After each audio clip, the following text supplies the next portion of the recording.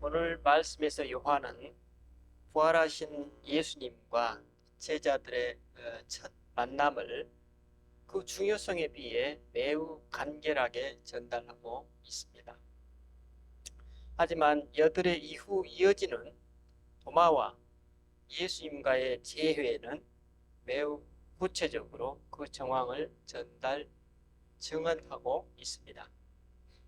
저는 오늘 이 두 이야기를 여러분과 함께 살펴보면서 중요 부분, 한 구절 한 구절이 갖는 의미와 그것이 오늘 우리들에게 주는 메시지에 주목하고자 합니다.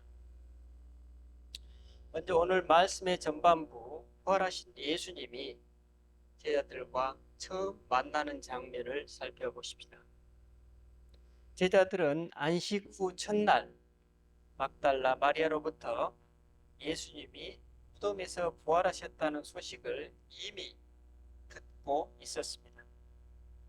그리고 그날 저녁 그들은 예루살렘의 어느 집에 모여 모든 문을 걸어 잠그고 두려움과 공포 속에 떨고 있었습니다. 그런데 예수님이 잠겨진 문을 통과하여 그들 가운데 나타나 서셨습니다. 그리고 제자들을 향해 너희에게 평강이 있을지어다 라고 인사하시고 당신의 손과 옆구리를 그들에게 보이십니다. 그리고 또다시 너희에게 평강이 있을지어다 하시며 아버지께서 나를 보내신 것 같이 나도 너희를 보내노라 하고 말씀하십니다.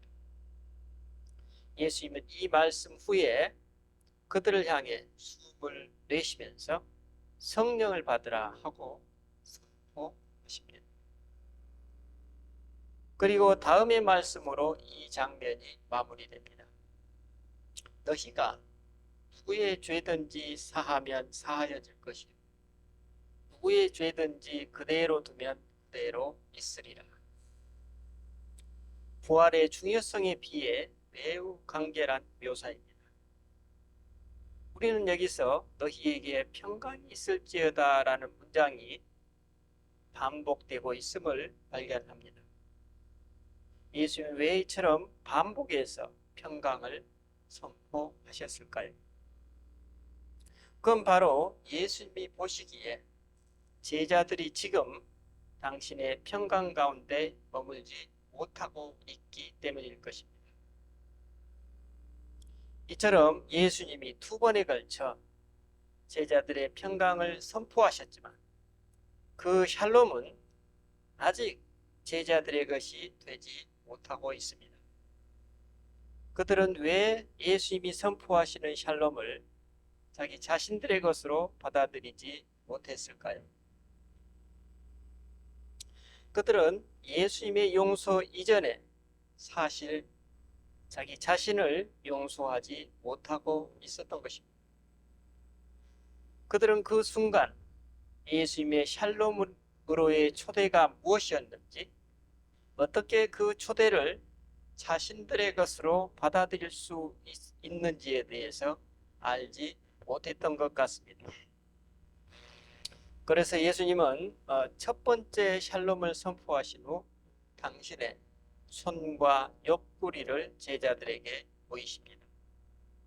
왜냐하면 제자들은 사랑했던 예수님과의 관계를 부인했던 그들의 과오와 자기 진실의 진정성을 외면했던 그들의 과오, 이 두 가지를 지금 다시금 직면해야 될 필요가 있었기 때문입니다.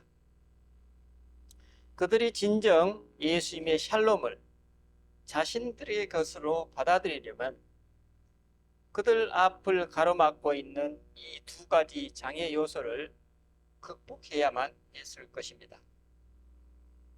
심리학 이론에 따르면 우리는 유아기에 자신을 낳아준 부모와 애착관계를 형성합니다. 이 애착관계는 부모와의 정서적, 신체적 친밀감과 존재 그 자체로서 자신이 부모로부터 수용되고 사랑받는 경험에 의해 형성됩니다.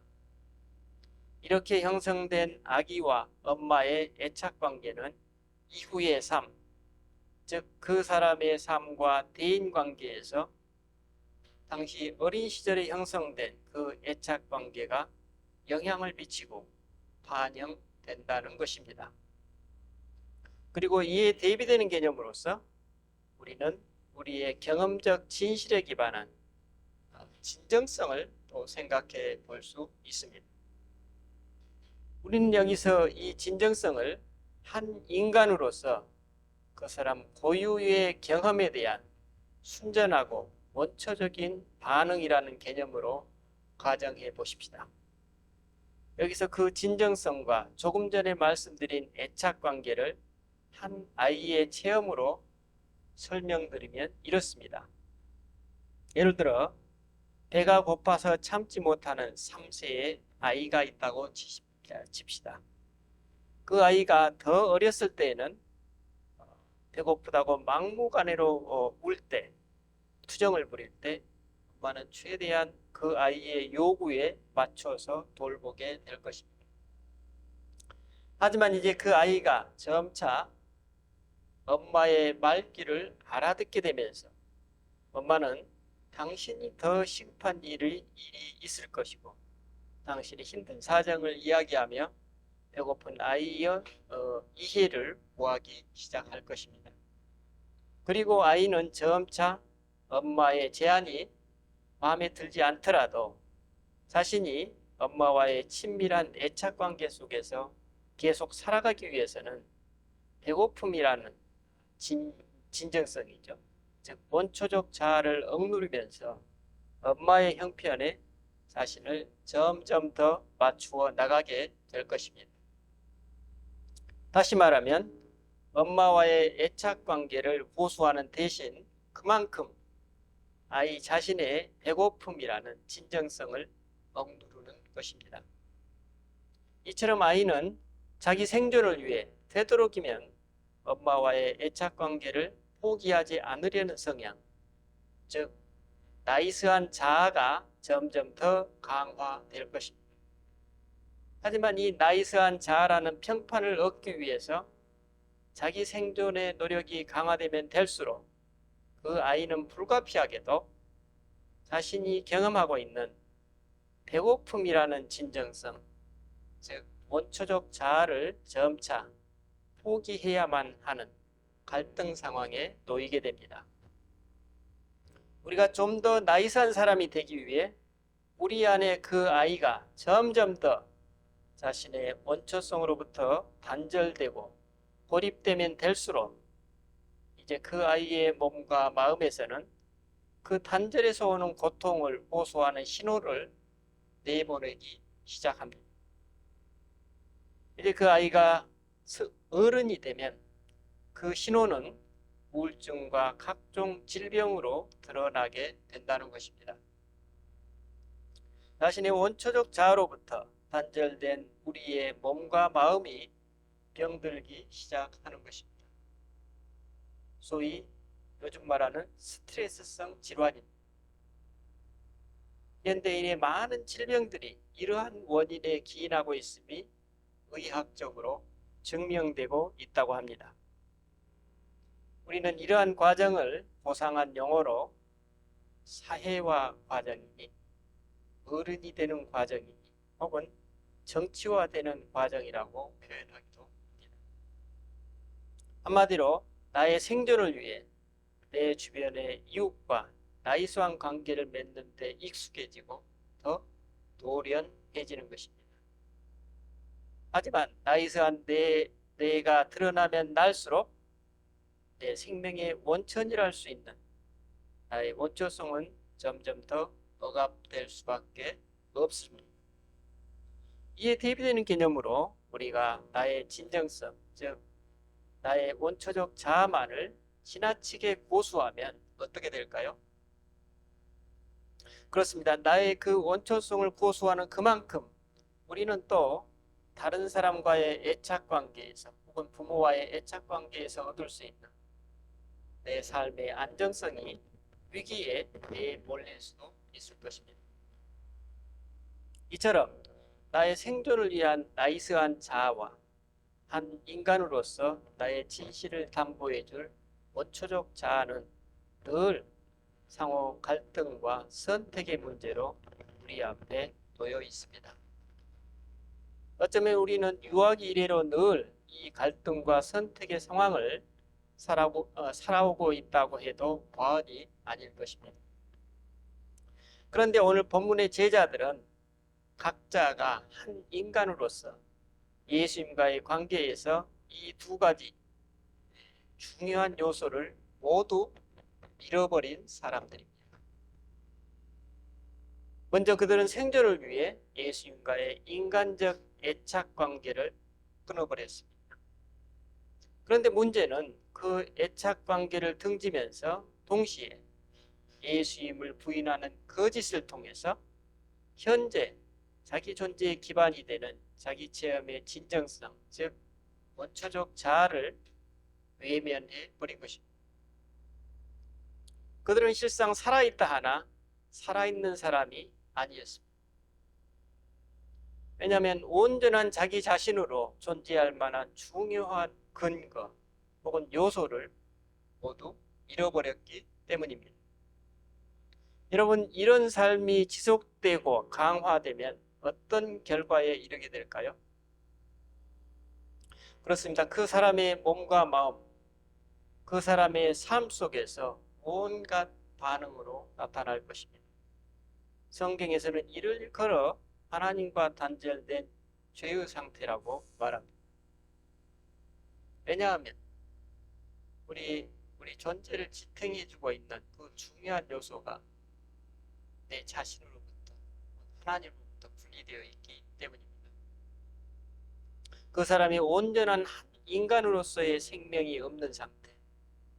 그들은 지금 자기 자신으로부터 철저히 단절되어 있고 또한 동시에 그리스도이신 예수님과의 관계도 끊겨버린 상태입니다. 이런 분열과 갈등의 상태가 우리 모든 인간 삶에 불가피한 실존일 것입니다. 그래서 부활하신 예수님이 첫 일성으로 제자들에게 말씀하십니다. 너희에게 평강이 있을지어다. 여기서 평강이라는 말은 헬라어로 에이레네이고 이는 히브리어의 샬롬을 번역한 단어입니다.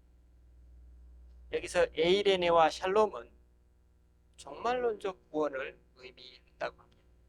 다시 말하면 여기서의 샬롬은 하나님의 용서와 자비를 통한 한 인간으로서의 온전한 영혼, 생명으로서의 건강한 한 생명, 그리고 그런 인간 상호 간의 화합과 일치를 의미합니다.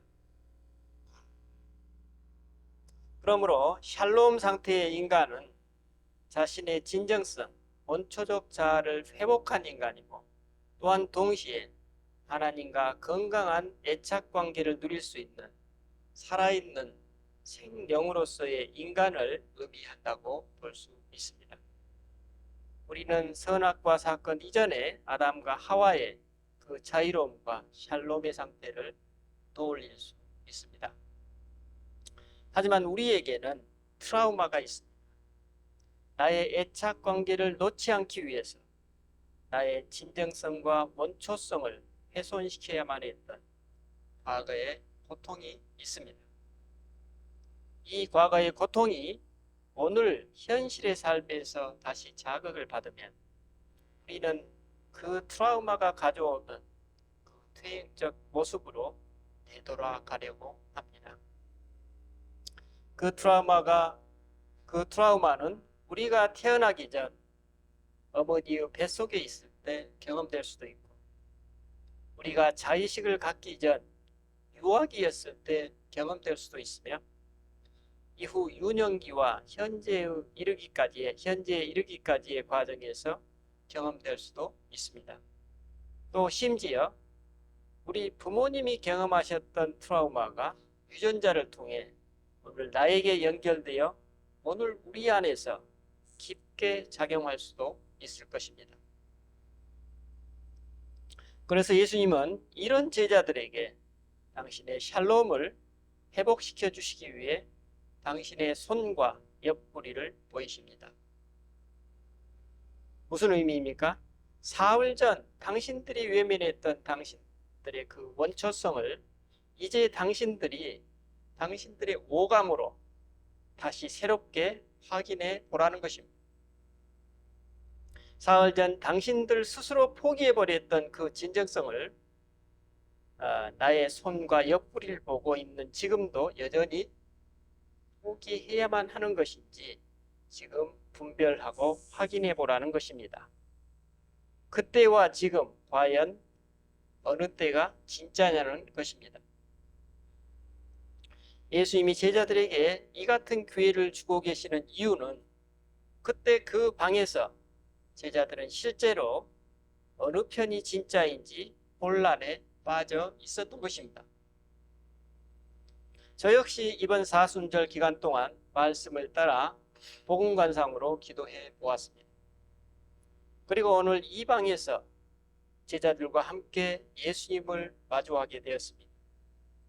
예수님을 눈으로 보고 확인하면서도 제 안에서 끊임없이 질문이 올라왔습니다.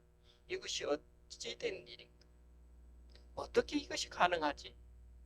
라는 질문들이 계속 저의 뇌리에서 떠나지 않았던 것입니다. 예수님의 부활 이전까지의 제자들의 삶의 실제와 부활하신 이후 예수님을 마주하고 있는 현재의 삶의 실제가 연결되고 있지 않았던 것입니다. 기도 안에서 제가 믿지 못했던 것은 예수님의 부활이 아니라 제 자신이었던 것입니다. 이전의 나와 현재의 나가 통합되지 못하고 있었던 것입니다. 즉, 제가 경험했던 과거의 진실과 지금 보고 있는 삶의 실제가 연결되지 않았던 것입니다. 제가 감히 추측하건대 아마 제자들도 저와 별반 다르지 않았을 것으로 생각합니다. 아마 그들도 역시 자기 자신을 믿지 못하고 있었고 그들의 과거와 현재가 연결 통합되지 못했을 것입니다. 이것이 우리들의 한계, 우리 인간들의 한계, 내 자신을 믿지 못하는 데서 오는 불안감과 두려움이 아닌가 생각합니다.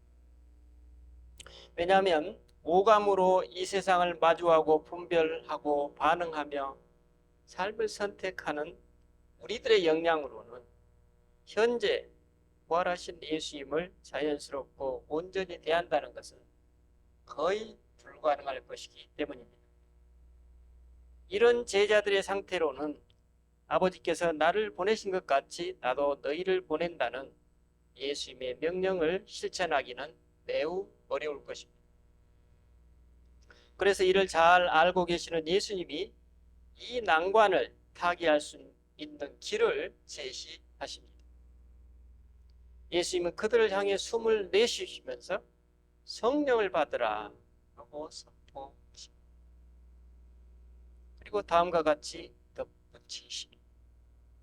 너희가 누구의 죄든지 사하면 사하여질 것이요 누구의 죄든지 그대로 두면 그대로 있으리라. 예수님은 여기서 제자들의 현재 상태를 일깨워 주시면서 동시에 그 상태에서 벗어날 수 있는 길로 안내하고 계십니다. 예수님의 이 말씀을 우리는 다음과 같이 바꿀 수 있을 것입니다. 내가 내 자신을 믿지 못하고 있다는 것을 내가 알고 있다. 너의 진정성을 외면했던 너의 과거도 또 나와의 관계를 부인하여 네가 지금 경험하고 있는 그 고립감도 내 자신의 의지와 노력으로 풀어낼 수 없다는 것을 나 예수 내가 알고 있다. 내 스스로 힘으로 안 되니 그래서 성령을 받으라는 것이다.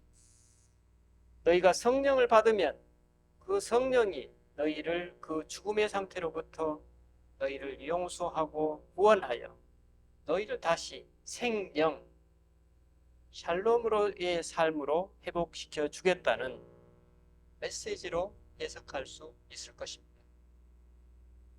예수님이 말씀하시는 평강, 즉 샬롬은 바로 이와 같은 진정 내 자신이 된 상태, 또 하나님과 나의 관계가 온전히 회복된 상태를 의미합니다.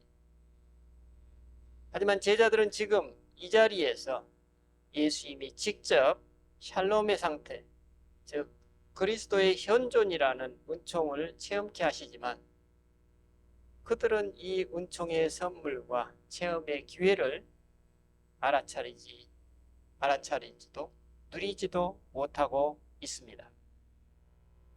예수님은 여기서 너희에게 평강이 있을지어다, 성령을 받으라는 언어 이전에 이미 그 언어의 내용과 실제 리얼리티를 제자들에게 제공하고 계심을 알 수 있습니다. 이처럼 예수님은 지금 이 자리에서 성령 임재의 리얼리티 속으로 제자들을 초대하고 경험케 하시지만 그들은 아직도 그 사실을 모르고 딴 세상을 살고 있었던 것입니다. 그래서 요한은 바로 이어지는 도마의 사례로 그리스도에 의한 용서와 그 용서의 과정, 그리스도의 현존을 통한 성령의 임재, 그리고 그에 따른 샬롬이 무엇인지 상세히 증언하고 있습니다. 본문에서 증언하고 있는 바와 같이 제자들이 그 방에서 부활하신 예수님을 처음 대면했을 때 도마는 그 자리에 함께 있지 못했습니다. 그래서 그는 동료들에게 내가 그의 손에 못자국을 보며 내 손가락을 그 못자국에 넣으며 내 손을 그 옆구리에 넣어보지 않고는 믿지 아니하겠노라고 단언합니다. 무슨 말입니까? 도마의 깊은 영적 갈망입니다. 도마의 하나님 체험에 대한 갈망, 또 도마가 진정 자기 자신이 되고 싶은 갈망입니다. 왜냐하면 도마 역시 다른 제자들처럼 자기 생존을 위해 자기 자신을 배신했고 그리스도와의 단절을 경험하고 있기 때문입니다. 그도 역시 살아있다 하나 그 생명이 온전치 못한 것입니다. 그는 자신도 모르게 지금 자신이 경험하고 있는 자기 자신으로부터의 소외, 또 하나님으로부터의 소외를 자신의 원초적인 언어로 자신의 현 상태를 드러내고 있었던 것입니다. 어쨌든 이렇게 다짐했던 도마에게 거부할 수 없는 하나님의 신비가 바로 그의 눈 앞에서 펼쳐집니다. 제자들과의 첫 만남 이후 여드레가 지난 어느 날 문이 닫혀 있는데 도마도 다른 제자들과 함께 그 부활하신 예수님을 마주하게 된 것입니다. 예수님은 이때도 역시 너희에게 평강이 있을지어다 라고 선포하십니다. 그리고 도마에게 말씀하십니다. 내 손가락을 이리 내밀어 내 손을 보고 네 손을 내밀어 내 옆구리에 넣어보라. 그리하여 믿음 없는 자가 되지 말고 믿는 자가 되라. 여기서 도마는 이전 다른 제자들과는 완전히 다른 반응을 보입니다. 그는 불과 며칠 전 자신의 단언을 듣고 계셨던 그 예수님이 지금 이 순간에도 자기와 함께 하심을 방금 자신을 향한 예수님의 그 말씀에서 직감했던 것입니다. 그는 자기도 모르게 하나님의 신비에 완전히 개방된 것입니다. 그러자 하나님의 신비가 도마의 온 존재를 통해 드러나게 됩니다. 28절 말씀입니다. 도마가 대답하여 이르되 나의 주님이시요 나의 하나님이시니. 어떻습니까? 그의 전 존재가 뒤바뀌는 현장입니다. 그에게 방금 전까지의 가짜가 진짜가 되고 진짜가 가짜로 뒤바뀌고 있습니다. 그의 하나님관, 그의 자아관, 그의 인간관과 세계관이 완전히 뒤집어지는 순간입니다. 그래서 그는 다른 제자들이 하지 못했던 고백, 당신은 나의 주님이시요 나의 하나님이십니다 라고 고백할 수 있습니다. 도마는 그 자신도 모르게 그리스도의 현존을 통해서 성령 하나님의 임재를 체험한 것입니다. 도마는 이 체험을 통해 자기 불신의 장애를 넘어섰고 자기 배신의 늪에서 벗어날 수 있었습니다. 어쩌면 우리는 이 도마의 모습에서 오늘 우리 신앙인이 걷고 있는 믿음의 길을 생각해 보게 됩니다. 그렇다면 도마는 왜 이처럼 다른 제자들과 차이를 보이게 되었을까요? 그는 본디 원초적 자아가 상당히 건강했던 사람이었습니다. 요한에 따르면 11장 6절에서 예수님과 같이 죽을 수만 있다면 그분과 어디든지 가겠다고 어린 아이처럼 다짐했습니다.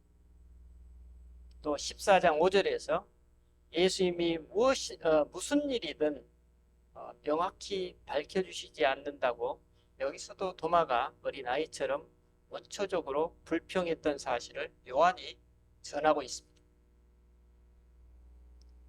이런 도마에게 또 도마처럼 불평하고 있는 오늘 우리에게 예수님이 말씀하십니다.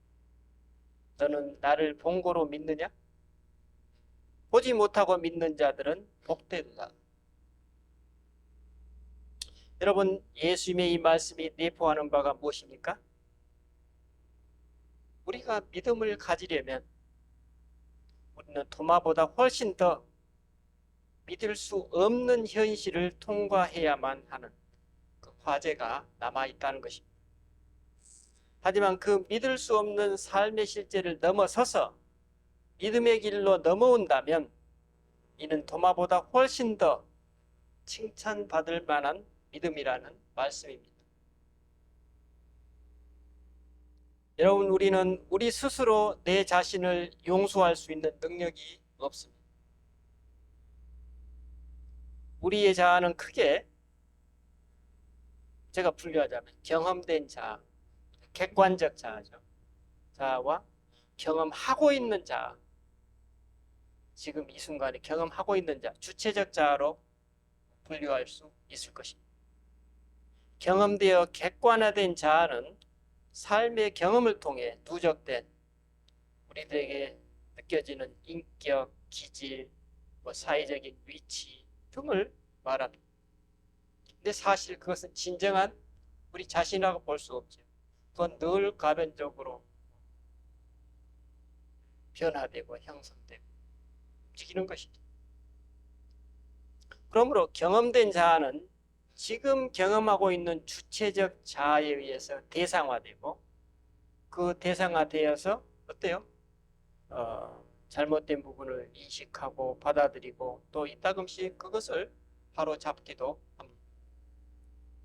하지만 순간순간 삶의 실제를 경험하고 있는 우리 안의 주체적 자아는 결코 대상화될 수 없는 인식과 포착이 불가능한 우리 안의 신비의 영역입니다. 이 주체적 자아는 너무나도 티 없이 맑고 순전하기 때문에 내 안의 진실에 반하는 가짜와 거짓에 의해 훼손, 침해당할 때 조금의 가감도 없이 그 가짜와 거짓이 우리들의 몸과 마음에 반영되어 저장되고 이후 그대로 드러나게 됩니다. 하나님이 이처럼 우리를 순전하게 만드셨습니다. 그러므로 이 주체적 자아는 우리가 스스로 조정하고 통제할 수 없는 영역입니다. 이는 오직 우리의 주체적 자아와 우리의 전 존재를 감찰하시는 그리스도의 영, 성령 하나님만이 다루실 수 있는 영역입니다. 그러므로 오직 성령만이 우리의 주체적 자아에 해를 끼치는 거짓의 영, 악한 영을 분별케 하고 그 영을 물리칠 수 있는 권능을 우리 안에서 행사하십니다. 이것이 예수님이 말씀하시는 그리스도인의 권능입니다. 그러므로 이 주체적 자아는 우리 자신의 영역이면서도 또한 동시에 우리가 통제, 조종할 수 없기에 우리 자신의 것이 아닙니다. 바로 이 주체적 자아야말로 우리 생명력의 원천입니다. 예수님 바로 이런 맥락에서 제자들에게 성령을 받으라고 선포하셨습니다. 이처럼 성령을 받으면 우리는 그제서야 내 자신을 용서하시는 하나님을 받아들여 나의 주체적 자아와 더 온전히 연결되고 비로소 본격적인 믿음의 세계로 들어선다는 의미입니다. 왜냐하면 지금 이 순간을 경험하고 있는 주체적 자아만이 어때요? 그리스도의 현존에 개방될 수 있고 그에 응답할 수 있기 때문입니다.